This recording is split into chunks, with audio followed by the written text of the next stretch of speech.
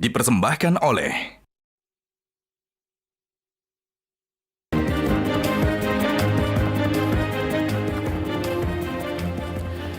Pemirsa, melencengnya demokrasi di bawah kepemimpinan Presiden Jokowi memunculkan gelombang perlawanan dari kampus di seluruh sudut negeri. Bukan hanya mahasiswa, kali ini para guru besar kompak menyatakan kekecewaan atas penyimpangan demokrasi akibat penyalahgunaan kekuasaan demi ambisi politik pribadi. Alih-alih merespons kritik kampus dengan bijak, orang-orang terdekat Presiden Jokowi justru menuduh sivitas akademika tersebut sebagai partisan. Kontra narasi dan intimidasi pun dilakukan demi membungkam suara-suara yang mengkritik Presiden Jokowi. Inilah kontroversi selengkapnya, bela demokrasi, kampus diintimidasi. Bersama saya, Zilvia Iskandar.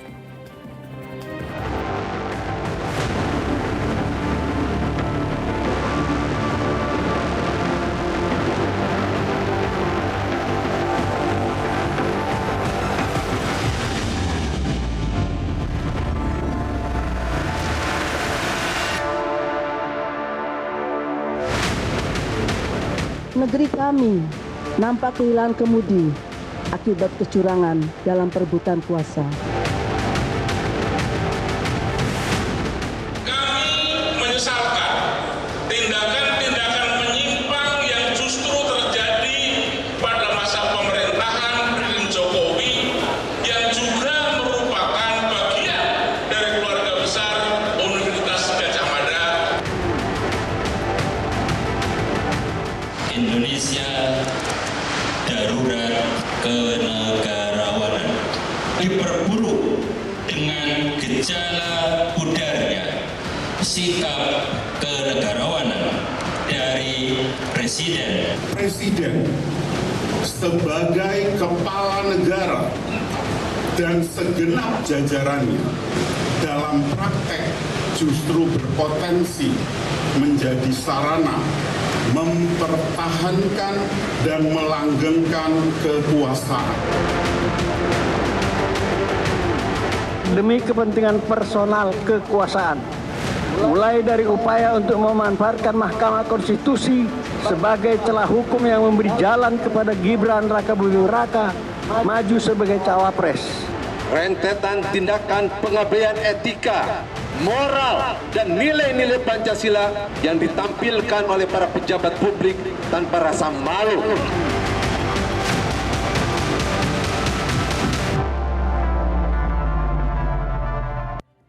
Pemirsa, untuk pembahasan sudah hadir 6 narasumber di studio Metro TV. Saya perkenalkan mulai dari Guru Besar Antropologi Universitas Gadjah Mada, Prof. Paskalis Sembaria Laksono. Kemudian juga ada Guru Besar Hukum Tata Negara Universitas Padjadjaran, Prof. Susi Dwi Haryanti. Kemudian juga ada Guru Besar Badan Riset dan Inovasi Nasional BRIN, Prof. Ikrar Nusabakti. Selanjutnya saya juga perkenalkan ada Guru Besar Sekolah Tinggi Filsafat Dri Yarkara, Profesor Frans Magnisuseno, SJ atau Romo Magnis.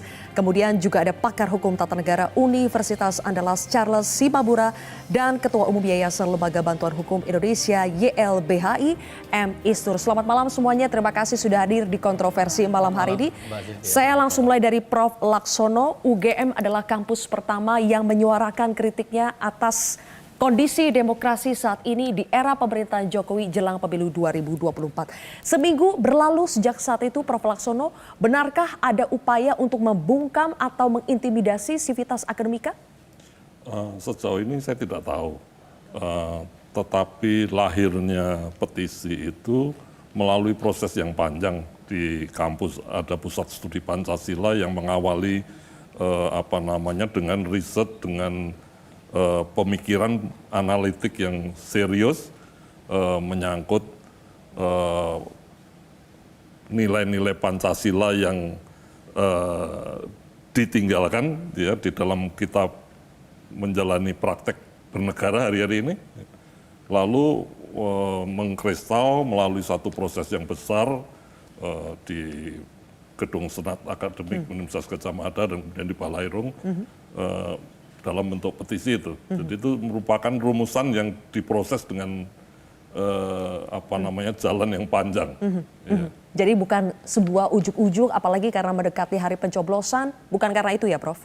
Bukan, sama sekali bukan. Tetapi kemudian menemukan konteksnya karena kesejajaran waktu. Jadi ada proses persoalan Pancasila yang tidak dijalankan secara penuh, lalu ada situasi pemilihan, lalu terakhir betul-betul yang membuat orang terpicu itu ketika ada persoalan seorang pemuda di Gunung Kidul membentangkan spanduk yang kemudian spanduknya dirampas dan mengalami persekusi yang itu membuat meradang sivitas akademika di UGM. Ya, dan sebetulnya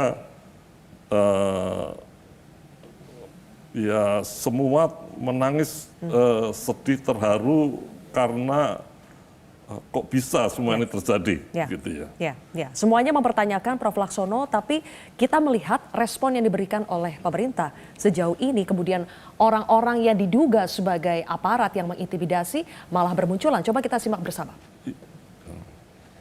Kami mendapat WA dari salah seorang sebenarnya mahasiswa kami yang mengatakan bahwa dia kecewa sekali, dan kebetulan dia itu dari angkatan.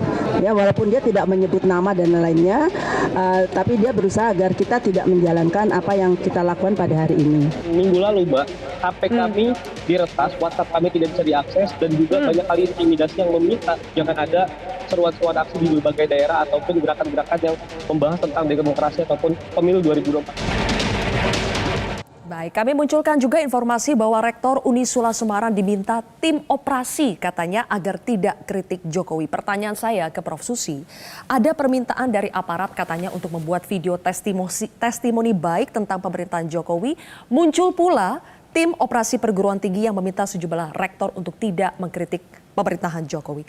Apakah aksi-aksi ini, Prof, semakin mengonfirmasi penyalahgunaan kekuasaan dan juga penyimpangan demokrasi di era pemerintahan Jokowi? Ya, kita melihat bahwa apa yang dilakukan, respon dari penguasa terhadap apa yang dilakukan oleh kampus, itu seakan-akan hanya mendengar atau memperlakukan kita mengeluarkan suara yang berisik, yang mengganggu, noise. Tapi tidak pernah kemudian mereka mengatakan bahwa ini adalah voice. Ketika respon-respon yang disampaikan oleh penguasa itu, yaitu berupa ajakan atau bahkan intimidasi, maka itu makin memperkuat alasan kami, memperkuat argumentasi kami bahwa memang pemerintahan Jokowi sudah tidak lagi menjalankan prinsip negara hukum yang demokratis, yang etis dan bermartabat. Karena apa? Karena di dalam prinsip negara hukum yang demokratis, kekuasaan itu kan harus ada limitasi, harus ada pembatasan. Dan pembatasannya itu bukan hanya pembatasan aturan, bukan hanya pembatasan dari prosedur, tetapi juga pembatasan-pembatasan yang bersifat etika. Jadi dia punya kuasa, ya, penguasa itu kan, negara itu kan ada organisasi kekuasaan. Dan pemerintah itu merupakan satu-satunya otoritas yang dapat menggunakan kekuasaan itu. Dan itu sekaligus mencerminkan yang tadi saya katakan, mereka merespon kami yang dari kampus ini sebagai noise, dan sekaligus itu membuktikan bahwa mereka selalu purba sangka dengan pihak kampus. Bagaimana demokrasi bisa berjalan dengan baik kalau terlalu banyak purba sangka dari penguasa. Saya ingin mengatakan bahwa sebetulnya justru ruang itu harus diberikan lebih besar, purba sangka itu, kepada rakyat. Jadi rakyat itu punya hak untuk purba sangka kepada penguasa. Karena apa? Karena penguasa itu punya wewenang, punya kekuasaan. Jadi kita harus menyesakan ruangan ini. Tapi ini kan yang terbalik, yang terjadi itu terbalik. Penguasa yang lebih banyak purba sangka kepada rakyatnya. Ada alasan dari kepolisian yang mengatakan ketika muncul viral bahwa Rektor Unika mengakui mereka diminta untuk membuat video testimoni baik tentang pemerintahan Jokowi, kepolisian kemudian merespon. Coba kita simak bersama pernyataannya. Kami sudah sampaikan kepada para tokoh yang kami maksudkan bahwa hasil testimoni ini akan kami publish. Karena memang tujuan kami agar pesan daripada tokoh ini sampai kepada halayak ramai. Sama sekali tidak ada paksaan. Tujuan daripada cooling system itu adalah memelihara keamanan. Kita perlu menjaga jangan sampai termakan provokasi. Ini merespon pernyataan dari Rektor Unika Sugio Pranoto ya, yang mengaku dirinya dimintai polisi meminta video testimoni baik tentang pemerintahan Jokowi. Alasannya, Pak Charles, saya ingin tanya kepada Anda, cooling system. Apakah ini bukti aparat kembali dijadikan alat demi kepentingan penguasa? Iya pasti dong. Jadi saya baru dengar juga istilah cooling system itu ya. Biasanya itu kan kalau habis pemadam kebakaran ya. Itu dilakukan oleh pemadam kebakaran. Dan ini narasi yang kemudian bagi saya ini adalah bagian dari upaya kontra narasi. Jadi dia nggak melihat pesannya. Selalu yang dilakukan adalah kill the messenger. Yang dibunuhnya itu adalah pemberi pesan. Ya. Jadi begitu ada akademisi yang kemudian bersuara, mau dibikin narasi tandingan oleh akademisi yang lain. Dan caranya bagi saya kasar gitu ya. Mestinya kan organik aja gitu. Ya silakan dalam member akademik, silakan aja kalau ada yang mau berbeda pendapat, ayo sama-sama bersuara. Tapi kan berbeda pendapat itu ternyata dikondisikan. Ini yang kemudian menjadi menarik begitu. Dan itu jadi lucu ya, kalau kita baca medianya itu, semua itu seperti template saja, bahasa yang disampaikan sama begitu ya. Nah, pertanyaan berikutnya, kalau itu yang dilakukan, sebenarnya siapa sih yang menggerakkan dan digerakkan itu? Ya. Ini kita yang bergerak ini seolah diklaimnya partisan, digerakkan. Justru negara sendiri yang melalui aparat menggerakkan gitu kan. Dan orang-orang yang kemudian menggunakan template itu digerakkan. Jadi bagi saya sebenarnya itu tadi pas ya, mereka nunjuk kita, para akademisi kampus, ya sebenarnya itu kalau ada 5 begini ya, 4 itu buat mereka gitu. Oke, baik. Mungkin Mas Isnur bisa memperjelas sebetulnya apakah betul telah terjadi setelah ada gerakan dari kampus ini, benarkah sudah ada banyak laporan yang masuk kepada YLBHI soal intimidasi? Ya, kami membentuk tim dan memantau. Setidaknya sudah ada 14 kejadian yang kami pantau hingga hari ini dan dalam berbagai bentuk. Ada yang pertama dicoba dibatalkan acaranya, dilarang yang punya tempatnya. Kemudian ada yang istilahnya kalau bahasa kami ini dibuat buzzer gitu. Ini kan sebenarnya kontra narasi. Dan sayangnya aparat kok membuat rektor sebagai buzzer. Ini kan merendahkan sekali. Ya, kalau dulu mungkin buzzer-buzzer via sosial media, sekarang rektor, pejabat kampus dibikin buzzer untuk mengkanter para guru besar ini. Ini menghinakan akademisi gitu. Dan dengan cara sedikit ancaman, karena kalau Anda nggak ikut, kami punya cara hukum dan lain-lainnya, itu yang berbahaya karena kalau nggak ikut bisa jadi kriminalisasi berikutnya. Yang ketiga polanya adalah membuat merasa diikuti, dibuntuti. Ini ada hari ini guru besar di Sumatera Utara, dia dibuntuti, dia diikuti dan satu kesatuan, satu angkatan. Malam ini terakhir Prof. Paskalis dari Koreha di UGM didoxing, cucunya diancam gitu di sosial media. Dan kemudian semacam diserbu oleh netizen untuk mengomentari di kolom-kolom Facebooknya. Ada ancaman-ancaman di sana. Ada juga dengan yang terakhir yang juga agak masif ini, termasuk YLBHI digeruduk ya, di demo gitu. Oleh massa. Teman-teman trilogi kemarin di Kalibata juga didatangi oleh sekelompok preman, dipaksa bubar acaranya. Ya. Itu semakin meningkat ancamannya. Masa yang samakah yang datang ke YLBHI? Kami melihat masa yang sama dan polanya sama gitu, tujuannya sama, bahasanya sama, dan ini sebenarnya mengulang. Saya tuh pengen bertanya sama Kapolri sebenarnya, apakah ini operasi yang sama seperti 2020? 2020 itu Kapolri mengeluarkan STR 645. Salah satu operasinya adalah kontra narasi, menciptakan bahasa tandingan, membuat bahwa pemerintahan ini baik-baik saja. Saya tanya, apakah ini operasi dari Kapolri atau operasinya Kapolda Jateng? Karena ini bagi saya skandal dalam kepolisian dan melanggar etik, melanggar prinsip dan undang-undang kepolisian, di mana kepolisian menjadi bukan alatnya negara, alatnya kekuasaan gitu. Oke, yang jelas operasi kontra narasi untuk menyaingi suara-suara kampus dari para kalau guru ini besar itu adalah nyata, ya? inisiatif dari Kapolda Jateng, harusnya Kapolri menegur. Baik. Karena kami belum mendengar operasi yang sama di polda-polda lain. Oke, baik. Nanti kita akan lanjutkan kembali. Ada pernyataan dari Presiden Jokowi menanggapi kritik kampus, mengatakan bahwa ini adalah hak demokrasi. Tapi yang kita lihat di lapangan ada upaya-upaya untuk membungkam suara tersebut. Jadi pertanyaan saya, apakah ini salahnya orang-orang di bawah Presiden Jokowi yang tidak mengerti menghormati hak demokrasi, atau Presiden Jokowi yang lain di mulut, lain di hati? Kami akan bahas pemirsa usai jeda.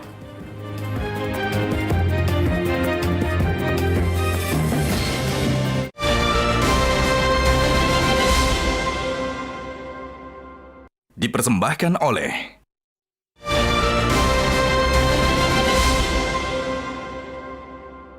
dipersembahkan oleh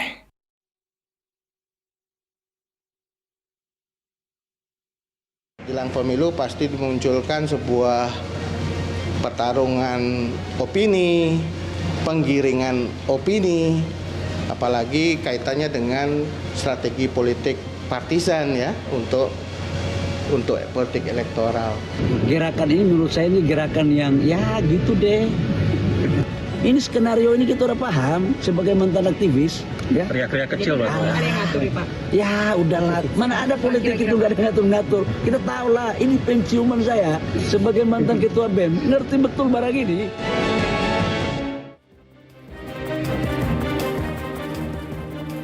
Kembali lagi di kontroversi pemirsa, jadi Romo Magnis, Presiden Jokowi bilang gerakan suara dari kampus itu adalah hak demokrasi. Tapi orang-orang di sekitar Presiden, para pembantunya bilang ini adalah partisan, ada agenda tertentu kepentingan elektoral. Jadi orang-orang di sekitar Presiden yang tidak tahu caranya menghargai demokrasi atau memang Presiden Jokowi yang lain mulut, lain di hati? Saya kira itu tentu sistem, jadi itu tidak kebetulan. Itu bukan Presiden yang tidak tahu apa-apa, hanya bawahannya yang membuat macam-macam. Tapi itu kan kita melihat Jokowi di dalam semua hal itu juga misalnya cawe-cawe itu butuh lama sampai dia mengakuinya. Tetapi akhirnya yang orang-orangnya yang menjalankan kebijaksanaan menjalankannya. Jadi saya tidak terpengaruh sama sekali oleh ucapan Presiden bahwa dia mengakui itu sebagai hak demokrasi. Kalau dia betul mengakuinya harus intimidasi dan tekanan-tekanan ini langsung dilarang olehnya dan akan selesai. Harusnya Presiden Jokowi langsung mengambil sikap tegas, tapi ternyata sampai sekarang masih terjadi. Itu berarti peran dari Presiden Jokowi, Romo? Sebetulnya dalam suatu demokrasi normal itu sama sekali tidak mungkin. Jadi kalau di sini itu terjadi itu hanya mungkin karena memang didukung, tidak hanya didukung tetapi diharapkan oleh pimpinan. Dan ini justru masalah yang kita hadapi, bahwa sebetulnya semangat demokrasi di mana boleh mengkritik, boleh menyatakan pendapat, bukan hanya tidak dihargai tetapi ditindas. Mungkin karena oleh penguasa dianggap mengancam kekuasaannya. Dianggap mengancam kekuasaannya.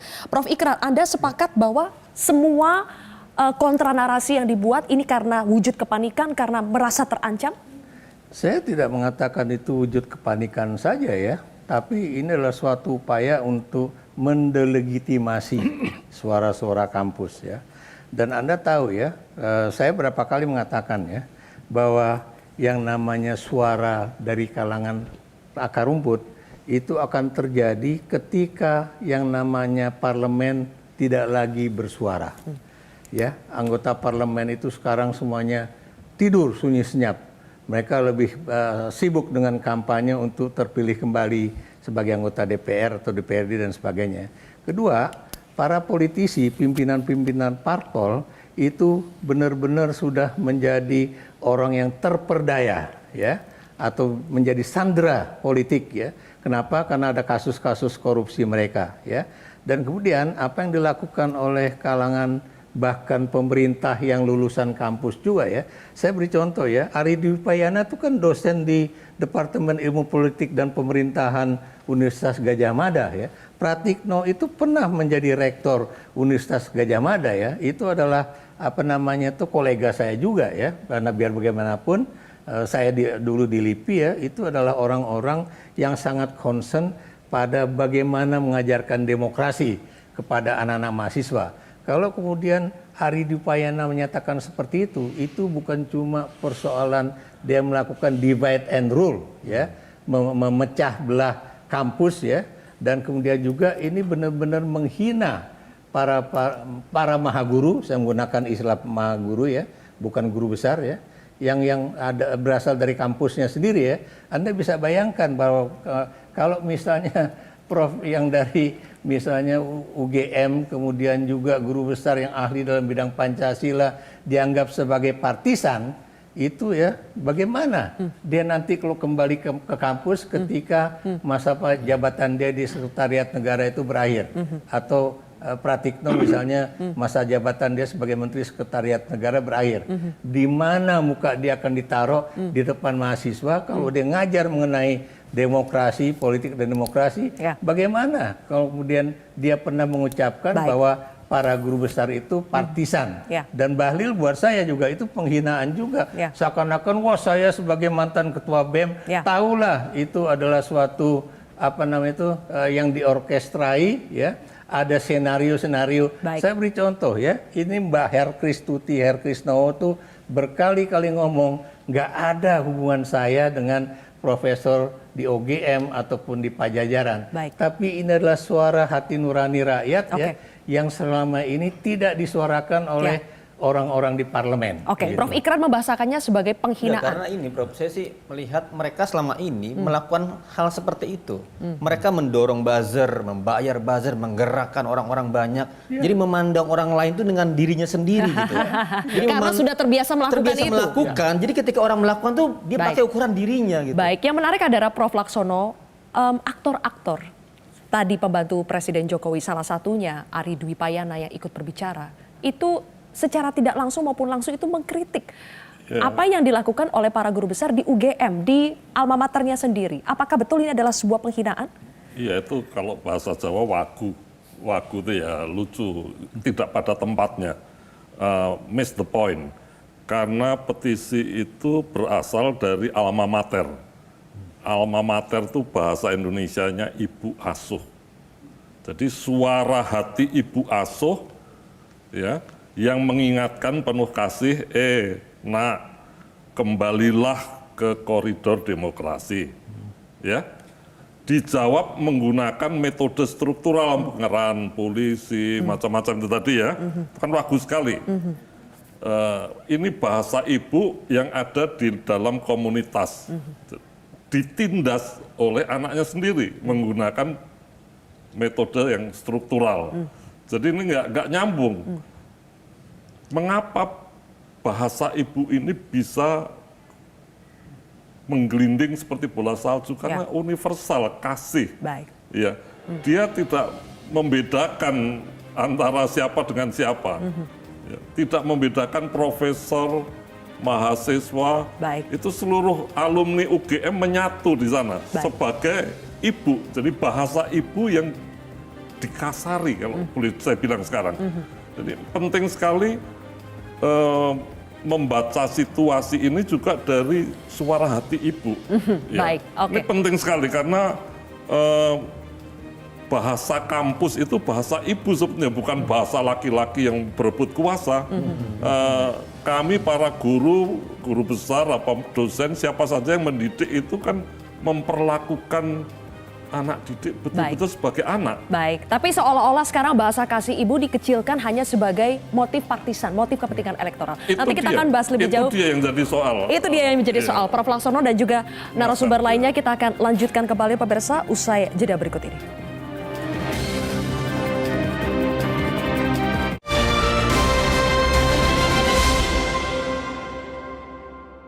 Dipersembahkan oleh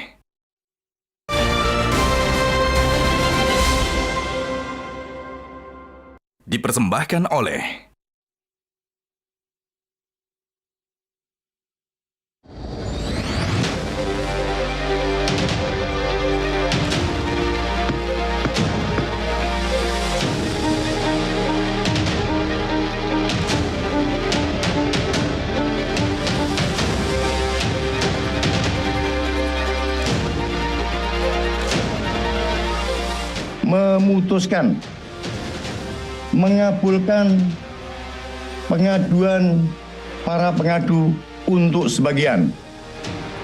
2. Menjatuhkan sanksi peringatan keras terakhir kepada Hasyim Asyari.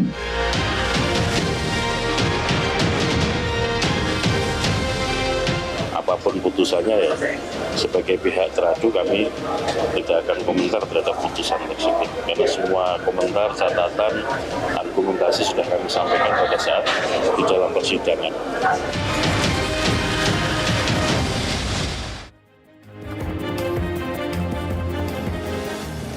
Baik, kami lanjutkan kembali pemirsa. Prof. Susi, pemilu 2024 dinodai dengan beragam pelanggaran etik mulai dari pelanggaran etik Hakim Konstitusi sampai pelanggaran etik dari penyelenggara pemilu KPU. Tapi calon yang diuntungkan dari pelanggaran etik ini aman-aman saja tuh Prof. Nama dan fotonya akan tetap berada di surat suara. Jadi apakah masih berlaku yang namanya norma etika itu lebih tinggi daripada norma hukum? Seharusnya masih berlaku. Pada sebuah negara hukum yang sudah settle, yang sudah stabil, etika itu memang ada di atas hukum. Contohnya misalkan, ketika seseorang pejabat gitu ya, saya kasih contoh saja nih, pada waktu saya lagi di Australia, hari Jumat itu adalah hari bebas orang, it's a Friday, it's a party time. Kemudian orang kan pada masuk ke kafe, kafenya penuh. Nah si pejabat ini dia tidak reserve terlebih dahulu. Jadi dia harus ngantri. Kemudian karena dia capek ngantri, terus dia bilang ini orang-orang nggak tahu ya siapa saya. Ucapan itu kemudian didengar oleh media dan itu yang kemudian di publish, di blow up, yang akhirnya menyebabkan pejabat itu mundur. Jadi kan secara etik, ini kan etik ya. Nah, jadi etika itu kan itulah bedanya antara etik dengan hukum. Yang pertama, dari pembentukannya, etik itu tidak ada dari unsur luar, tapi pembentukannya adalah dari dalam diri dia sendiri. Daya paksanya itu tidak mungkin negara itu memaksa karena memang berbeda, termasuk penaatannya. Penaatan terhadap etik itu akan didasarkan pada sejauh mana nilai-nilai yang dia pahami terhadap perbuatan tersebut. Oleh karena itu, satu perbuatan itu secara moral dikatakan baik kalau itu dianggap sebagai sebuah kewajiban. Dan siapa yang bisa menilai bahwa itu adalah sebuah kewajiban? Yaitu etika. Jadi kalau kemudian kita katakan tadi dari proses pencalonan, MK mengatakan ada pelanggaran etik, kemudian DKPP ada pelanggaran etik gitu ya. Tetapi kemudian masih melenggang. Secara hukum memang ada aturannya. Ya, secara hukum. Tetapi secara etik, maka rakyat patut untuk mempertanyakan sampai sejauh mana pemahaman dia terhadap etik, sampai sejauh mana nilai-nilai yang dia yakini itu sejalan dengan etik yang dipahami oleh sebagian besar rakyat Indonesia. Baik, Romo Magnis, kenapa faktor etika itu masih menjadi faktor yang penting dalam memilih pemimpin? Karena etika berarti bahwa dia tahu perbedaan antara baik dan jahat, antara adil dan tidak adil, antara yang terpuji dan tidak terpuji.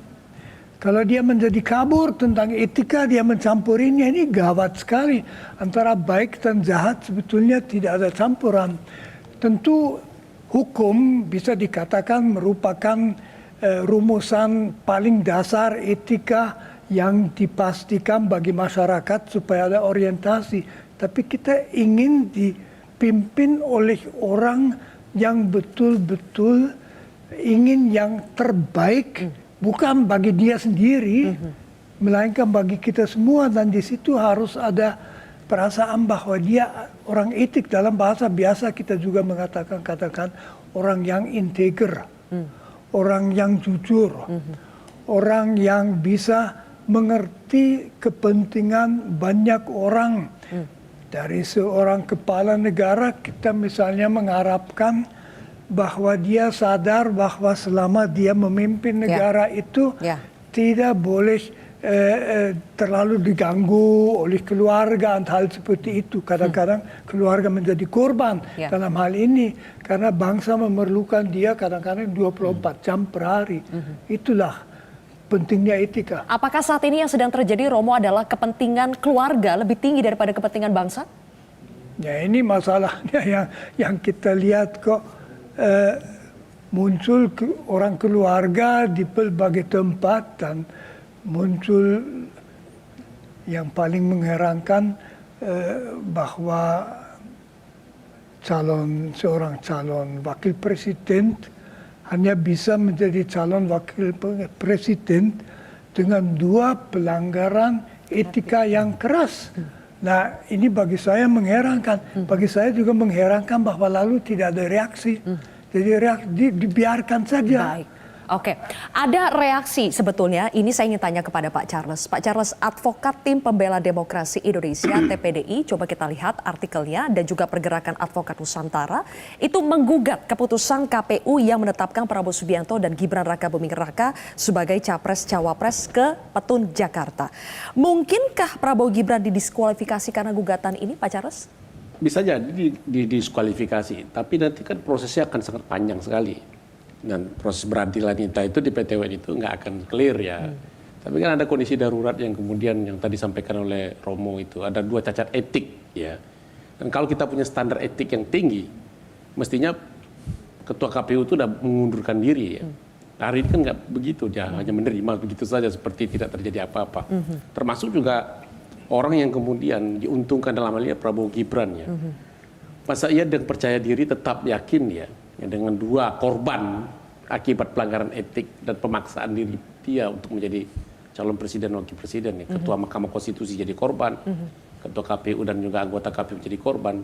Dia tetap bisa percaya diri dan melenggang. Nah, makanya itu sangat disayangkan ya kemudian pimpinan negara kita dalam sistem presidensial punya standar etik yang sangat rendah. Apalagi nanti kalau dia menang ya, dia akan disumpah ya. Jangan-jangan sumpah yang dia langgar pertama itu yaitu ketika dia jadi seorang presiden dan ke proses yang kemudian melanggar prinsip-prinsip etika dan hukum itu. Kenapa? Karena sumpahnya itu kan dia akan bersumpah di atas nama Tuhan Yang Maha Esa. Lalu dia akan bersumpah juga untuk taat pada konstitusi, hukum dan perundang-undangan. Jadi pelanggaran etik yang sekarang itu tidak seperti yang kemudian kita idealkan disampaikan oleh Prof. Tuti. Kita ini jadi repot begitu ya. Selalu kemudian dibawa ke kancah normatif gitu ya. Harus ada PKPU, harus ada peraturan DKPP, harus ada upaya paksa, termasuk gugatan PT UN ini. Baik. Dan jangan sampai kemudian juga, nah saya khawatir juga, belum tentu juga PT UN ini nanti akan sejalan juga karena perbedaan pendekatan yang mereka lakukan. Jadi kan proses yang menggugat keputusan tata usaha negaranya. Satu sisi proses terkait dengan etiknya. Makanya dalam konteks penegakan hukum kok rumit sekali negara hukum kita ya. Harus dikeroyok dengan banyak institusi dulu gitu lah. Kalau Prof. Susi cerita tadi nggak perlu. Ada satu dulu cerita ya Prof.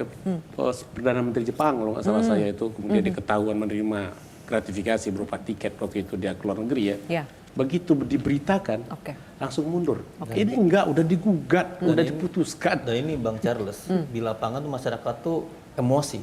Ini gimana ceritanya? 2 kali pelanggaran etik diputus, tapi nggak dampaknya. Bagi konsep masyarakat yang memahami hukum adalah sebuah keharusan, akhirnya bilang, kalau gitu kami juga bisa melanggar hukum besok.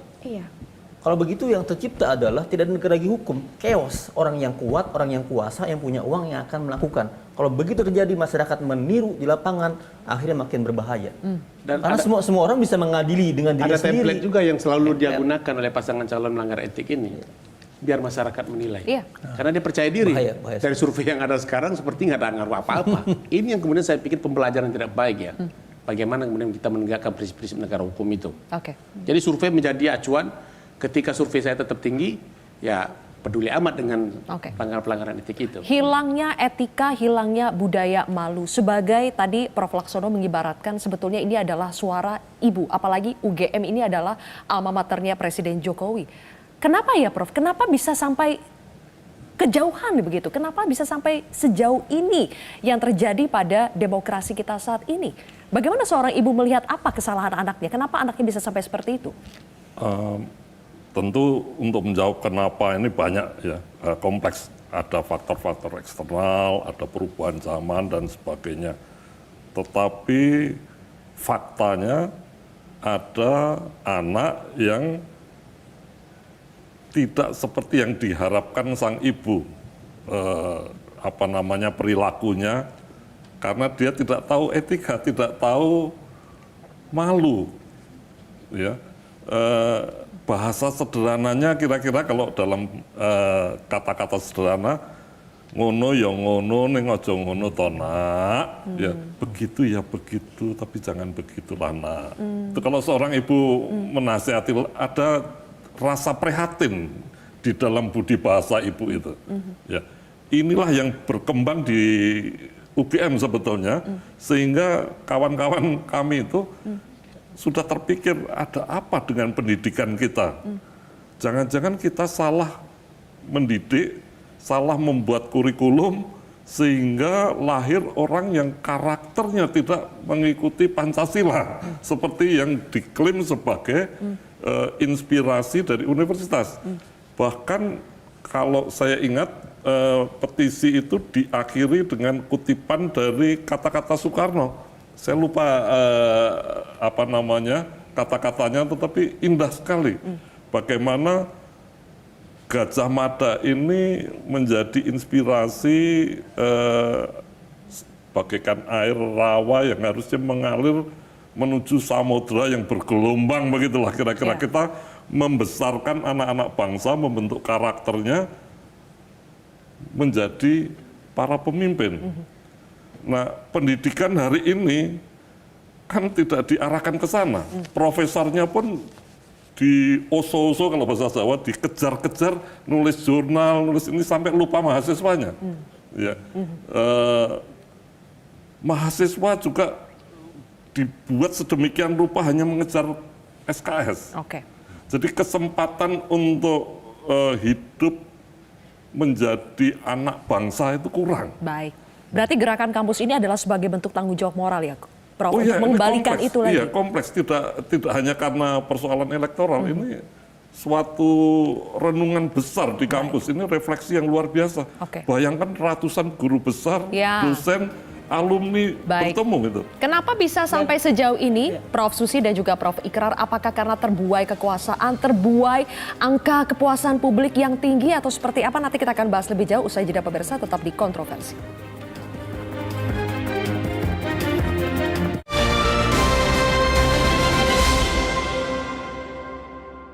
Dipersembahkan oleh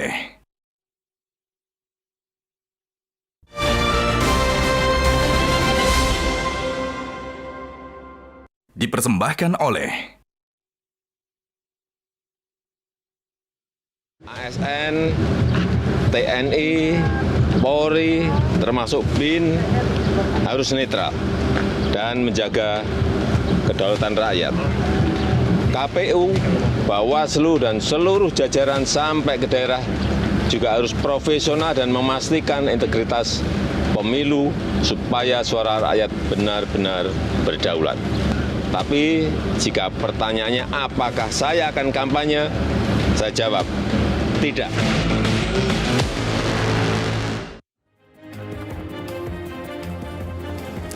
Prof Ikrar, ASN, aparat diminta netral, sementara kita tahu ada menteri yang menjadi tim ses, kemudian presiden dengan gestur-gesturnya juga menunjukkan keberpihakan. Jadi apakah kita masih bisa percaya pada ucapan Presiden Jokowi? Saya termasuk orang yang sudah tidak percaya lagi pada ucapan presiden ya. Ya karena memang itu selalu terjadi dramaturgi itu ya. Atau kemudian dia sangat konsisten dengan ketidakkonsistenan beliau ya. Saya beri contoh misalnya. Dia juga yang bilang bahwa semuanya nggak boleh berpihak. Tapi dia juga yang kemudian mengatakan bahwa presiden itu boleh berpihak, menteri boleh berpihak, boleh kampanye. Sekarang begitu banyak orang yang mengkritik beliau, kemudian dia juga yang kemudian ASN, kemudian intelijen, TNI Polri, KPU nggak boleh berpihak. Tapi dia tidak mencabut loh kalimat dia bahwa presiden itu boleh memihak gitu kan. Ini suatu hal yang benar-benar tidak konsisten dan sangat asimetris ya. Makanya saya berkali-kali mengatakan ini pemilu yang tidak simetris ya. Maksud saya yang tidak simetris itu paslon lain yang tidak memiliki kekuasaan ya lo terima aja gitu kan. Tapi dia yang punya kekuasaan dia bisa melakukan apa saja ya. Termasuk juga penipuan-penipuan yang dilakukan terhadap Mahkamah Konstitusi dan sebagainya. Dan saya harus berani mengatakan di forum ini ya, Presiden itu benar-benar melanggar kesepakatan yang sudah kita sepakati pada 98 ya, bahwa kita sudah sampai kepada the point of no return. Tapi dia ini memutar balik arah jarum jam dari reformasi itu sendiri ya. Dan Anda juga tahu ya, buat saya ya, kalau yang namanya demokrasi itu nggak bisa mengajukan anak sendiri, anak kandung sendiri ya, untuk menjadi presiden ataupun gubernur, wali kota, atau juga wakil presiden pada saat orang itu sedang berkuasa, ya.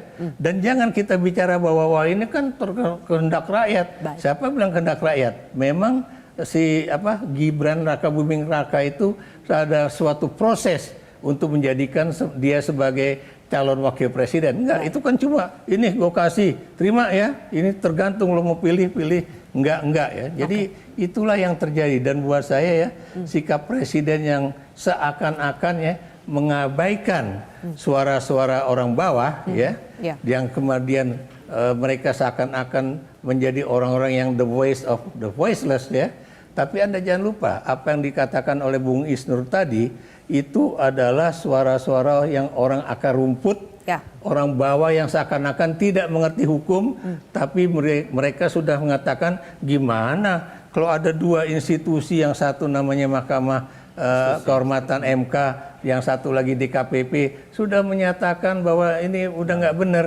Kemudian kok masih tetap melenggang menjadi calon wakil presiden. Ini saya baru nonton tadi ini loh. Saya bilang, gila juga ya. Orang pada tingkatan yang boleh dikatakan terendah dalam strata ekonomi, sosial ekonomi kita ya, itu pun sudah punya pandangan semacam ini. Dan itulah yang disuarakan oleh para guru besar atau maha guru ini, begitu. Pak Mas Isnur tadi mengatakan bahwa ini bisa menjadi contoh bagi orang-orang di bawah, bagi akar rumput. Apakah termasuk pola-pola seperti ini, pembungkaman demokrasi, intimidasi yang diduga dilakukan aparat itu berpotensi terus berlanjut jika rezim yang akan memerintah nanti adalah rezim penerus dari rezim ini? Ya, ketika Pak Jokowi ngasih sinyal dia berpihak, dia ngasih simbol menemui pihak-pihak yang dia dukung, ditiru oleh menterinya. Saya yakin juga aparat ya dalam konteks Bayangkara ini kan menjaga pemerintahan, dianggap itu menjaga marwah presiden gitu, sehingga banyak inisiatif atau yang dilakukan bagian dari mendukung kode-kode presiden. Dan saya melihat banyak juga sekarang mulai sikap-sikap di lapangan, ASN, kepala desa dan lain merasa aman melanggar. Kenapa? Karena presidennya nyontoh melanggar gitu. Kemarin di Jakarta ada tuh RT RW berkumpul, loh wah ini aja kampanye presiden, kenapa kami nggak kampanye? Jadi sekarang tumbuh perlawanan masyarakat di lapangan ya, semangat baru melanggar hukum. Karena mereka pede, presidennya melanggar, mereka juga nggak disanksi juga gitu. Jadi tatanan hukum akhirnya hancur, Mbak. Dan yang lebih parah lagi kalau ini hancur kemudian, yang kena ya aparatnya sendiri ke depan. Masyarakat semakin banyak melanggar, kemudian masyarakat bilang, Anda sendiri melanggar, ngapain kami taat sama Anda? Kalau itu terjadi, chaos. Ya, sangat mengkhawatirkan. Prof. Susi, kalau hukum sudah sering sekali dijadikan alat kepentingan buat penguasa, alat untuk kepentingan politik praktis, untuk mengintimidasi, apa pesan yang bisa Prof. Susi titipkan kepada para penegak hukum di negeri ini? Mereka nanti yang akan bertugas untuk menjaga ketertiban, kelancaran pemilu, apakah kita masih bisa berharap kepada mereka? Ya. Akhirnya semua ini kan menjadi, kalau saya katakan pencalonan Gibran oleh MK, ya waktu itu oleh putusan MK. Kemudian nanti terjadi mereka tidak menerima hasil pemilihan umum. Maka siapa yang akan menyelesaikan? MK juga. Jadi bahasanya MK memulai, MK yang harus mengakhiri. Nah, ini kan juga harus dipahami oleh para penegak hukum. Janganlah ketika mereka membuat putusan, mereka bermain-main dengan itu. Buatlah putusan yang adil. Buatlah putusan yang bisa mengayomi, memenuhi rasa keadilan. Buatlah putusan yang bisa menumbuhkan budaya hukum. Oleh karena itu kita membutuhkan penegak-penegak hukum, terutama hakim-hakim, yang bisa menggunakan akal sehatnya. Dia punya kapasitas yang baik, yang tinggi. Dia penuh dengan kenegarawanan. Terutama saya bicara untuk Mahkamah Konstitusi ini. Karena apa? Mahkamah Konstitusi itu adalah sebuah pengadilan ketatanegaraan yang dia mengadili persoalan-persoalan politik. Oleh karena itu, punya potensi untuk terjadi politicization of the judiciary. Dialah yang akan mengadili perkara-perkara mega politik. Dan mega politik itu salah satunya adalah perkara-perkara yang berkaitan dengan pemilihan umum.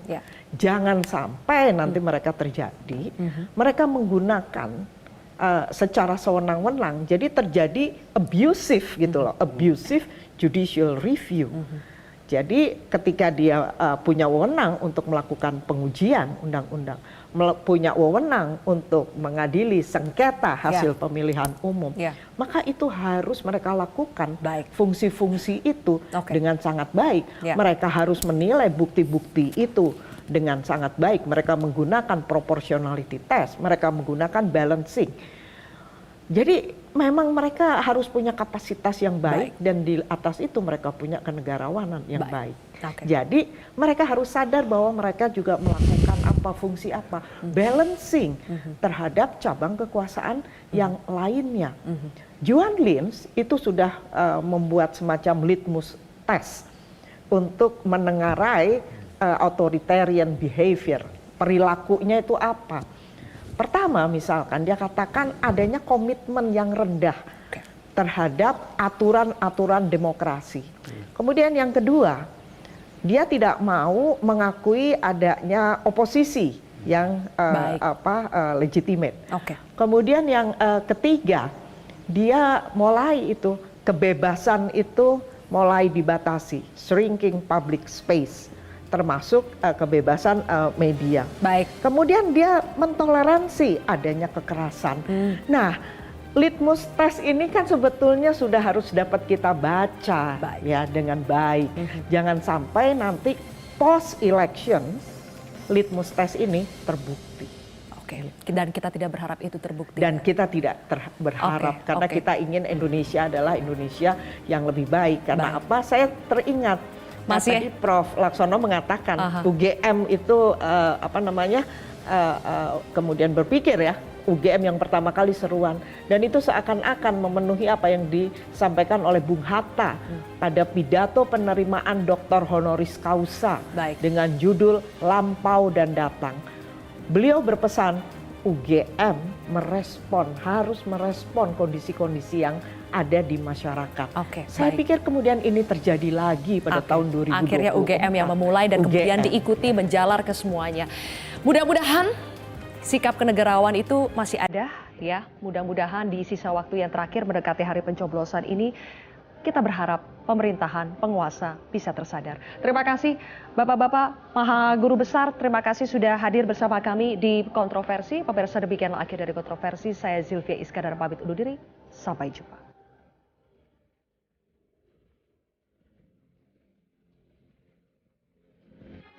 Metro TV.